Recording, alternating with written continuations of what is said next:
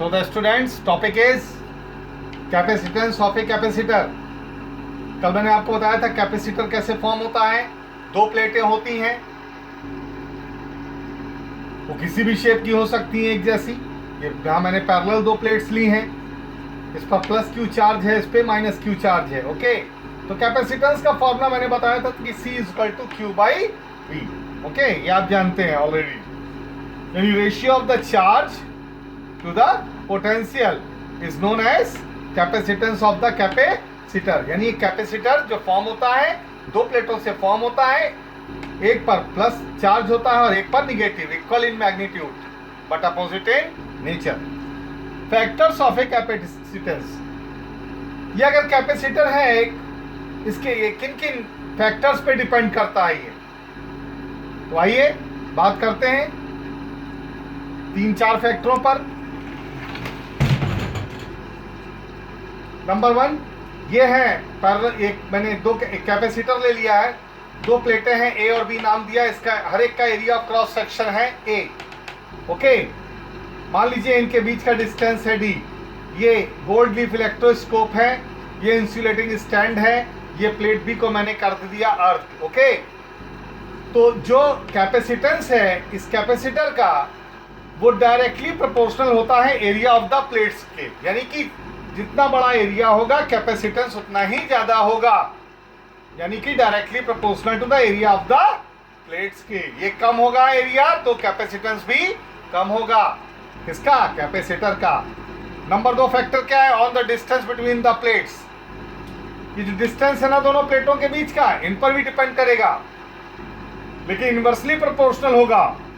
यानी कि C is inversely proportional to 1 by D. C is inversely proportional to D. That is C is proportional to 1 upon D.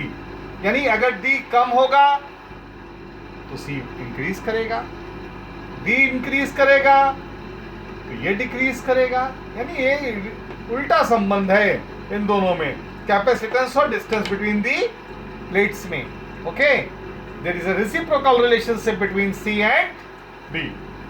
तीसरा factor क्या है? On which the capacitance of the capacitor depend, that is the medium between the plates. वो medium क्या है उस पर depend करेगा।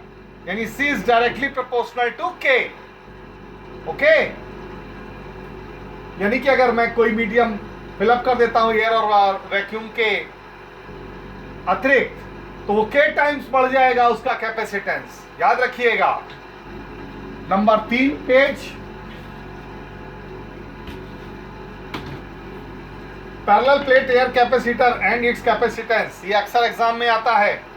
Parallel plate air capacitor क्या है? ये दो पैरेलल प्लेट मेटेलिक ली हैं, एयर है, एयर मीडियम है, इसलिए नाम है इसका parallel plate air capacitor and it's capacitance. X और वाई दो प्लेटें हैं, एक पर प्लस क्यू चार्ज है, एक पर माइनस क्यू चार्ज है, दोनों के बीच का डिस्टेंस डी लिया है। इस वाई प्लेट को मैंने अर्थ कर दिया है, मैंने इस एक्स प्लेट को किसी मशीन से एक्सटर्नल एजेंट से प्लस क्यू चार्ज दे दिया, तो इंडक्शन के कारण ये minus Q charge inner surface पे आ जाएगा वाई प्लेट के, पॉजिटिव चार्ज आउटर सरफेस पे आएगा। लेकिन चूंकि अर्थ भी कर दिया हूं तो वो कहाँ फ्लो करके चला जाएगा? अर्थ में। ओके, आइए तो ये नोट्स नोट कर लीजिएगा, यही जो मैंने एक्सप्लेन किया है। आइए फॉर्मूला देखिए, if sigma is the surface density of charge, अगर दोनों प्लेटों की ईच जो सरफेस डेंसिटी ऑफ चार्ज है, सिग्मा इसकी भी है और सिग्मा इसकी भी है, इसकी भी सिग्मा और इसकी भी सिग्मा। ओके, और एरिया ऑफ क्रॉस सेक्शन मान लेता हूं A है। क्या है area of cross section? A। तो क्या होगा आगे? आइए और ये देखिएगा, डिस्टेंस दोनों के बीच का D है।